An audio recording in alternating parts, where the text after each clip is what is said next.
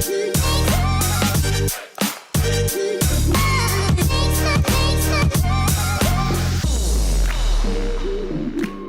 everybody and welcome to this week's Motor Trade Radio podcast in association with eBay Motors Group. It is Saturday the 31st of October and you're joined by myself, Philip Nothard. And me, Curtis Hutchinson. So this is episode 388. It's Halloween today. It's the end of furlough. And it's the sort of unravelling of more lockdowns, tears, fire breaks, and goodness knows what else. Yeah, fire breaks, circuit breaks. I mean, there's so much going on, and not just in the UK. I mean, you and I were talking before the show around obviously some of the European countries, and France, we know this week have announced a national lockdown that is starting this week. Spain is going into localised lockdowns. Germany have done a slightly different lockdown that starts on the 2nd of November, and there's a lot of people asking questions about some of the European markets of what's happening over there, because essentially they're looking at what happens in Italy, Germany, Spain, France, etc. for what will happen over in the UK. But we already know it has started in the UK already, hasn't it, in localised lockdowns?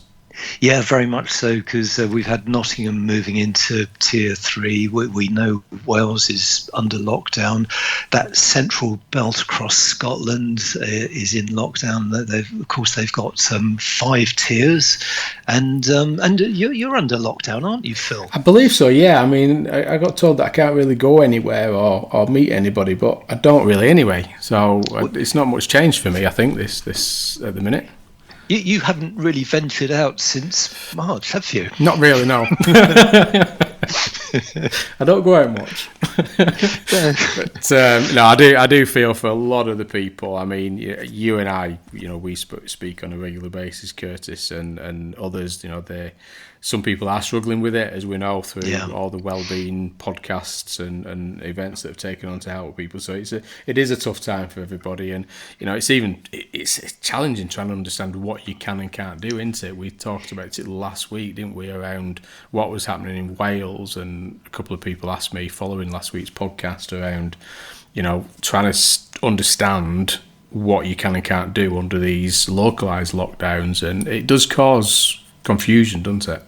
It does, because the regions, the countries are all being treated differently. It's very difficult to get your head around who's allowed to do what and where. But on a slightly sort of more upbeat note, we've got a shout out this morning, and it's for Nathan Tomlinson at Devonshire Motors. And Nathan's a friend of the podcast. He's been on a couple of times, and he always retweets and likes us on the social media. But he took to LinkedIn with a new poster campaign that he's set up in his dealership, and it features Bruce Forsyth. So it's big banner, big picture of Bruce Forsyth even saying, "Nice 2 meters, 2 meters, nice." And he goes on to say that's supplied by Rhino Events. So I just thought that was such a good move, and I'm sure that's going to put a smile on customers' faces when they come into the showroom and see Brucey there. It will. It'll be a welcome smile, won't it? In fairness, when they do go in there. So this week we have got quite a number of headlines, some interesting headlines with retirements and replanning and profit results, and the movements from Cap HPI, haven't we? We have, yes. So the first story this morning we'll look at is used car prices, price values alignment. It has happened. We've been talking about it for the last 2 or 3 months, and it has happened. So we'll round up what Cap HPI have been saying this week. Arnold Clark have posted profits for 2019 on the back of particularly strong used car sales. We have Citroen's MD announcing a plan to reboot the network and UK sales. Interesting story from Car Dealer, and sort of poses the question, is SsangYong UK's owner poised to take over the Mitsubishi brand in the UK? We've got an update on Aston Martin as Mercedes ups its stake. couple of weeks ago, we mentioned about Andy Barrett possibly leaving Ford. Well, he has. So he was MD and chairman. He's left, and a new boss has been appointed. So we'll look at that. And finally, this week, how far can you go on an empty tank? That a lot of people will be thinking of that one as we run through it, won't we? I think as many people have been in that position. So we've all sweated a little. As that light comes on. Yes. How far can you go? So the first story. I mean, you mentioned it there, Curtis. That we will hopefully get either Darren Martin or Jeremy Yeh on next week for the on the podcast for a midweek interview with one of those two guys from Kappa HPI. Unfortunately, we just ran out of time this week. But as you said, we've been talking about going into the fourth quarter. Darren was previously on the podcast talking about where he sees the sort of the final quarter of 2020 that the prices will start to drop, and the story in AM that we're looking at is that values drop signals used car market shift is underway, says Kappa HPI, and that's basically looking at that 3-year 60 market that has dropped 2.1% in average values going into November from October. Yeah, and there's a quote from Darren saying that over the course of October, wholesale prices fell across the board. And he does single out city cars and super minis, whose values had risen over recent months, but they had above average falls in October. So city cars were down by 2.9%. So that's £150. And super minis down by 2.5%. So that's £200. And I think with this as well, I think we mentioned it previously, and I'm sure when we get one of these guys on from Kappa HPI, we can go through it in a bit more detail. But there was an expectation we were going to start to see a slight easing. The demand has started to ease off in the wholesale market. There is the context behind it is, it is the fourth quarter of the year. It is getting a little bit darker. It is getting a bit more wintry, more autumnal outside. So there is an expectation that we would see a bit of a dip in values. But as you've just said there, Curtis, it's not huge amounts of monies when you start looking at the city car and the super mini market in terms of pound value. But we still remain 1.5% down year to date, which is an unseasonal high for the sort of 11 months of the year, with only December to go. Compared to where we were last year at this point, down 15.3%. And the year before that 5.8%. So we are unseasonally high at the minute in terms of that used car value. Yeah, and this is the correction we have been waiting for, because values have been increasing throughout the year. I think there was a slight dip at the beginning of the year, the first couple of months of the year, but they've been rising ever since. And when we had Darren on a couple of weeks ago, he made it quite clear that Q4 would mark the turning point, and CAP predicting a further drop in November. Yeah, and I think with this as well, I think the key from a wholesale perspective is that the vendors need to really understand now that the market is starting to ease slightly. It's not a catastrophe by any stretch. It is starting to ease off. It is a normal seasonal market movement for this time of the year anyway. But the vendors now, the sellers of those vehicles in the auction halls and the wholesale market, need to really start, understanding condition is key.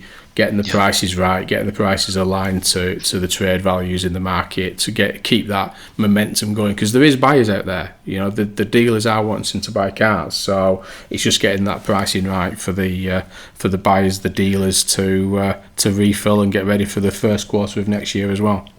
Yeah, and an interesting observation from CAP HPI about younger used super minis being less affected, because what franchise dealers are doing they're switching customers from new to these nearly new super minis because of availability of new cars being an ongoing issue. So not everything's coming down, and those used super minis, the younger ones, look as though they're performing particularly well at the moment if you can get hold of them. Yes, exactly. So sticking with the used cars and moving over to Car Dealer, and this is the results from Arnold Clark's, and the header is that Arnold Clark posts whopping profit for 2019 as used car sales for the 200 dealer groups soar. But they do cite obviously the results for 2019, but also some of the challenges they've faced in 2020 so far. Yeah, and it's always great to get the word whopping into a headline, which Car Dealer have done. So looking at the figures, so they have posted profit before tax of 117 million, and that's up 3.5 million. And looking at revenue, that's up 5.3% to 4.46 billion for 2019. So I'm pretty sure this is the calendar year ending December last year. And it's worth remembering that Arnold Clark, they operate 200 sites across Scotland and into England, and they represent 25 car makers. And I'm pretty sure they're still one of the largest family-owned, independently owned franchise groups, not just in the UK, but in Europe as well. So good performance, good solid performance here for last year. And looking at those used car sales, so they actually retailed over 256,000 used cars in the year, and that was up 7.3% year on year. New cars were down; they were down 7.4% to 63,310. But as we said, it does show the strength of the used car business, and of course that's been boosted by the expansion of the Arnold Clark Motor Store network, which over the course of that year included openings in Bolton and Wolverhampton, and a second site in Leeds. So, as a used car retailer, Arnold Clark had a remarkable year last year. They did, and they have cited in the release around obviously the strength that they saw coming into 2020 in January and February, some strong months and performance that they achieved there. But obviously then the impact of the pandemic then affected the business. They have seen a challenge through recent months with that, and obviously being in England and in Scotland, they've been hit by obviously the initial lockdown and obviously the further localised lockdowns since then. With you put this in context, scale, the 12,000 employees were furloughed through the initial pandemic lockdown. So and they had obviously business rate, holidays, etc. for the showroom. So you get a business of that size, and when it's good, you can really benefit from that income and the that demand. But obviously, when times get a little bit tough, it does hit these kind of businesses pretty hard, doesn't it?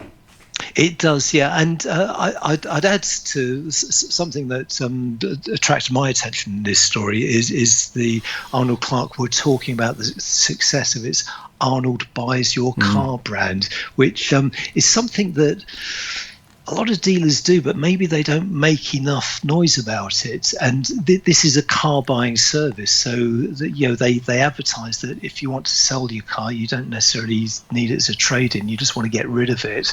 Go to your local branch of Arnold Clark, and they will buy it from you. They'll give you a quote online or email or whatever. But that's a good strong part of the business, and that has generated a good flow of used stock for them. Yeah, and they're working well. I mean, they've got, like I say, they do cite that there is some challenges, but at the same time, they're working very heavily with their customers. I mean, they're talking about the annual report reveals that the group launched its interactive customer app for Apple and Android in December of last year, and so far they've seen 50,000 customers download that app. So really, the scale of that business is huge. They have done some realignment of businesses. They talk about the impact of the closures that saw car sales drop by 31% and a revenue drop of 27% for the first 4 months of this year. But although it expects that revenue to be down for the year, they do expect to still retain a a profitable business. So again, a lot coming out from Arnold Clark's, and it'll be interesting to see what the fourth quarter looks like for those guys and going into 2021. Yep, and heading over to AM Online, next headline is Citroën MD's plan for collaboration, stronger dealers and fairer prices. So this story is really all about MD Jurg Druce, who started at the beginning of the year in January.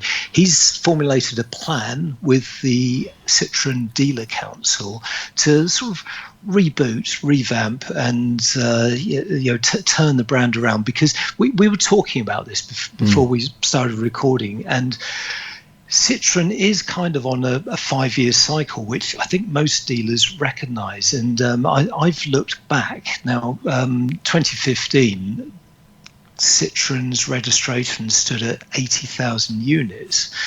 Last year, they dropped to 51,000 units. And an observation that you made, Phil, was that there is this 5-year cycle, and Citroën dealers seem to kind of accept it, that that sales will dip, revenues will dip, and then they'll come back. So this Citroën Advanced UK program is kind of the roadmap forward, and where Jurg Druce would actually like to take the brand. And it's quite an interesting one, because one of the first things we'll see from it is prices being cut in December under a sort of fair pricing scheme, which will align prices closer to transaction prices. So it's aligning the list price with the transaction price, which, bearing in mind December, Brexit, possibility of tariffs, that's actually quite a ballsy move, isn't it? It is, yeah. And yeah, I mean, like you say, I mean, the ones that have been in the Citroën franchise for some time, they've seen the highs and the lows with the franchise and the challenges faced around the separation plans of the DS model of Citroën and things like that. But there's been some remainers just continue with the brand through these good and bad times. He talks around, obviously, focus on improving profitability for the retail network. They're talking about likely to end 2020 at the same level as 2019 at 0.1% return on sales.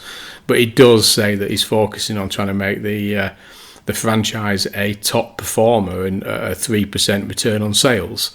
So it'll be interesting, that, because obviously from a franchise dealer perspective, when you start dropping the retail price and the transaction, trying to work on managing that transaction, then it is a case of retaining that profit margin for the dealer. So it'd be good, and you wish them all the success. I mean, obviously with some of this now, with the PSA brand and some of the conversations we've had on the podcast over the recent months around the PSA group and what's going to be happening, that Citroën is that, I hate to say it, but it's always been that poor relationship with that partnership with PSA. Yeah. It's a bit of an odd one, but they've survived and continued, and there's some good product there.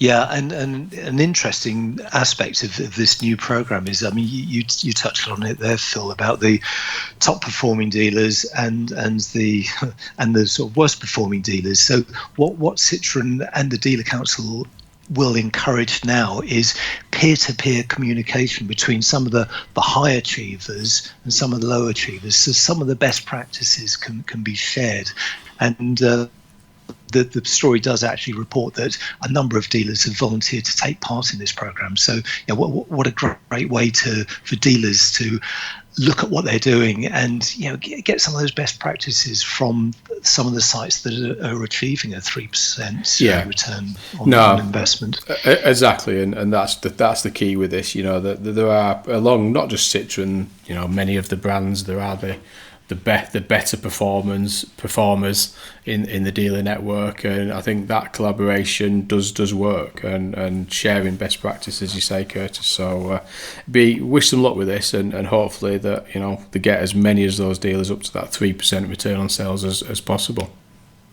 You're listening to All the Chatter That Matters on the Motor Trade Radio podcast, brought to you in association with eBay Motors Group, the only weekly podcast serving the car retailing sector, and available by subscribing on Apple Podcasts, Google Podcasts, Spotify, or wherever you find your favourite podcasts. So, moving on to an interesting exclusive story here over at Car Dealer Mag, and again, you mentioned it right at the start, Curtis. It's about SsangYong GB owner is poised to take over Mitsubishi brand in the UK as talks between brands confirm. So, this is around the importation of the Mitsubishi brand into the UK by a different group than we had before. Yeah, it's I mean, hats off to Car Dealer, because it's a genuine scoop here, and that they have spoken to some of the principals involved. So the story is that SsangYong UK is imported by the Bassadoni Automotive Group, who are they're a Gibraltar-based business, and they do import cars, multi-franchise cars. It's not just SsangYong; it's across many brands into Gibraltar. But they also look after distribution and importation of cars in other markets. They're quite sizable in places like Finland and some of the Baltic states, where they import things like Hyundai, Suzuki, Isuzu, Renault, Dacia. I mean, well established. They've been around for a long time. But they've actually looked after the SsangYong distribution in the UK since 2011, and they are now talking to Mitsubishi Corporation in Japan about the possibility of taking over future distribution in the UK. And as we reported back in, it must have been July time, Mitsubishi are pulling out of Europe. They will stop the supply of new vehicles into Europe, which obviously puts a question mark over any Mitsubishi dealers, because they will not have that new stock heading their way. So this could be a lifeline. And within the story, Car Dealer talked to one unnamed dealer who describes it as a reverse takeover of the Colt Car Company, who are the current importers of Mitsubishi. Now, there's no comments from Mitsubishi, so we don't know their side of the story, but I'll just throw this into the mix because SsangYong UK, the president of SsangYong UK is Jim Tyrrell, who some listeners will remember as the former boss of Mitsubishi UK, probably 15 or 20 years ago. Now, Jim is very well regarded in the industry, and possibly more importantly, he's a known factor in Japan. So that's going to add an extra dimension to those conversations that are going on at the moment between Bassadoni and Mitsubishi Corporation. So an interesting one here, and definitely one to watch. Definitely. I mean, hopefully it happens sooner rather than later, because we know there is a lot of Mitsubishi dealers caught up in the middle of all this. Some Mitsubishis or some dealers have obviously immediately dropped the franchise and moved into alternative franchise. What is really interesting with this is if you actually look at the dealer network structure, and there is quite a number that have SsangYong that did have the Mitsubishi brand as well. So it was a kind of a nice little brand that sat alongside each other, especially in the independent dealer sector. So again, we've mentioned Nathan Tomlinson right at the start of the show with what he's doing down there, and Nathan is a very big operator and a good performing operator for the Mitsubishi brand. So again, hopefully this does come off, and we'll keep a close eye on it, that they do move forward with this and get the Mitsubishi brand in some form or another back into the UK dealer network and move that back forward again. But again, we don't know, do we? We don't understand we don't know what Japan's. There's no comment, as you say, from either Mitsubishi or Colt in the story, so what their views are at the minute. So we'll watch it very closely. Yep, and heading over to BBC News, the headline there that caught our eye was Aston Martin, Mercedes to take 20% stake in luxury brands. So this is a case of Mercedes upping its stake, because it took a 5% stake back in 2013, and it's going to increase that in stages from 5% up to 20%. So an interesting development here, and it does come just a few months after the Formula One team owner, Lawrence Stroll, took a majority stake in Aston Martin. So lots going on there, because their performance since listing has been, well, underwhelming, really. Yeah. So this could be the sort of support that the brand actually needs to put it into profitability, finally. I mean, what this does prove is that collaboration and cross investment at these brands. I mean, those that do watch Top Gear, there was a Top Gear on the other week around the sort of looking at the German brands versus the British brand, and Aston Martin was I think they had the DBX on there, looking at it as the British brand, and actually, when you get behind the scenes and behind the layers of this, actually, we know that Mercedes have owned a share. They've now just upped that share, and there's a lot of different investors in that Aston Martin branding that are not in the UK. So again, a lot going on within this manufacturer world, as we talked about earlier, didn't we, with Citroën, with the PSA brand and everything that's going on in that world. There's a lot of collaborations, a lot of investment, a lot of cross investment that's taking place. But as you say, I mean, Aston Martin done fantastic, haven't they, in terms of value, and getting this extra injection from Mercedes plus whatever else Mercedes want to put into it is only a good thing for the Aston Martin brand. Yeah, and they're probably looking forward to that new James Bond film being released, because that's been it's been put back a couple of times, hasn't it? And that would be good for its PR and marketing. Exactly. And sticking with manufacturers, so we've got we did talk about it, and we did wonder what was going to happen with Andy Barrett, who it was taken when we last spoke about it, a leave of absence. It has been announced, and interestingly, I think you mentioned it, and I think AM have touched on it as well, that actually the statement was put on LinkedIn, that he published it himself on LinkedIn, that he was retiring from Ford but not work, and that he can't wait to start his new challenge. So quite an interesting result there from Andy, isn't it? Yeah. Anyone who follows Andy on LinkedIn will know that he is incredibly prolific, even down to responding to queries from customers who approach him on LinkedIn. And he has led Ford for a number of years. He's been there for 40 years, an incredible career there. And I'm delighted that he's staying in the sector, so it will be fascinating to see what he comes up with next. But he's succeeded by Lisa Brankin, who was director of passenger vehicles, having previously been marketing director, sales director, and in fact many dealers will know her because she was the former director of dealer operations during that period of the rollout of the Ford stores and the transit centre program. So, very well known by the dealer base there. So she's taken over the role. She's been with Ford since 1990, because she actually joined as part of the graduate trainee program, which has actually spawned a number of UK bosses over the years.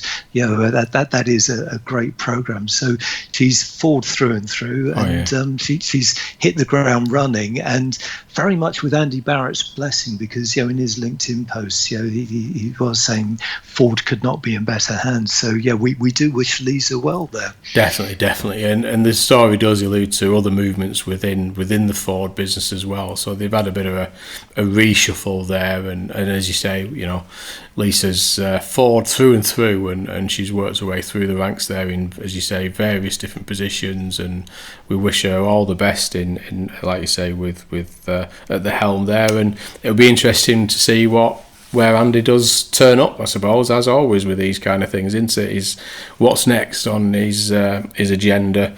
We'll be watching closely, and I'm sure we'll talk about it when we do find that out. So and a shout out to you, Andy. The studio door is always open for you, so Definitely. Do come on and tell us when you're ready. Definitely. So we're heading over to the and finally for this week, and we're back to our good old friends over at Motoring Research, and I think this is a story that is ran on a regular basis, and I'm sure we talked about it, and we've been there ourselves. And they're looking at the cars that go furthest with the fuel light on, which is always an interesting one. And actually, you brought that a little bit more up to date, didn't you, Curtis? That it's no more about that digital display that tells you now how long you've got left on your range. That does change. Because it does tend to drop in increments of 10 miles, which 10 miles that's a long way when you've got you're on the vapors. So it can go from 20-mile range down to 10 or less, and late at night it's raining, you're in the middle of nowhere, and you start to get a bit tense. Looking for the nearest petrol station. In the new world, it'll be looking for the nearest EV charger. As your range drops and you get that range anxiety. But this is kind of the our age of range anxiety, isn't it, Curtis? I think really it is. Yes. And this is actually based on research from Compare the Market, and they found that 37% of drivers believe that when the red light comes on, they can drive for only 20 miles. Well, we've got some good news, haven't we? Because you can go a lot further than that. Yes. It's how they've tested it. That's the interesting bit with this one, isn't it? I mean, I'll let you do it because you've got a top 10 here. A top 10. I'll tell you what, I'll give you a top 5. So number 5, which is a big surprise, actually. So number 5 is a Jaguar XK, which can do 38.4 miles. I've been there, Curtis. I've been there. I had you've tested this, back in my days. I had an XKR that I borrowed for the weekend, and it was at a time where I didn't get company fuel card, so it was my own fuel. And I borrowed this XKR for the weekend to go and do a bit of showing off and a bit of posing as you do in the day. And I didn't really. I spent enough on fuel driving around and showing off in it for the weekend, and I had to take it back on the Monday morning, and I was running low. I must admit, I was running low, and I was reluctant to go and put more fuel in it. I think I'd spent from the day, I think it was in excess of 100 quid in fuel that weekend, just driving around in this XKR, which not the most efficient vehicles for miles per gallon, I must say. I had I was probably the most Miss Daisy driving XKR of the day that morning, as I drove it at the sort of the optimum sort of fuel economy miles per hour to make sure that I got back to work with a slight sweat across my brow, and managed to get there. I just worried about the next person that was going to take that car out, because it probably wouldn't have gone very far at all. So you managed to complete your journey without making that rather embarrassing phone call. Yes, especially when you're in an XKR, 60, 70 grams worth of XKR. By the way, I was too tight to put 10 quid worth of fuel in. Can you come and get me? I've run out of fuel. Yes, that one. Yeah. Well, moving on, number 4 is the Citroen C1, which you can do 38.8 miles on. Number 3, the closely related Peugeot 108, which you can eke out to 39.1 miles. Number 2, Nissan Juke, 40.8 miles. And number 1 is the Ford Fiesta. So the top selling car in the country. You can can average 41.1 miles on as soon as that red light comes on. So that's actually pretty good going, isn't it? Yeah, we'll just add a disclaimer to this. These are figures published by Motor Trade, Motoring Research. Yeah. Do not test it on our podcast. Yeah. Don't try this at home, listeners. Yes. Please don't give us a ring on Monday and say, Phil, you cannot get 41 miles on the range on a Ford Fiesta when the light comes on.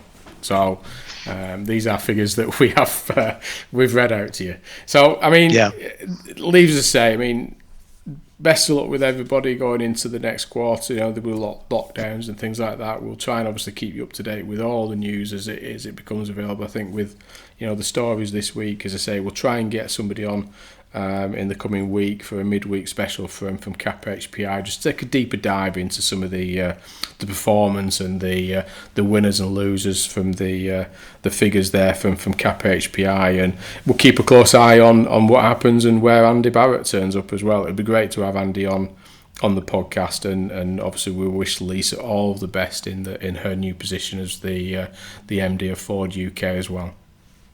So that's all for this week. You've been listening to the Motor Trade Radio podcast, brought to you in association with eBay Motors Group. Join Philip and I again next weekend for all the chat that matters. Until then, it's goodbye from me. And it's goodbye from him.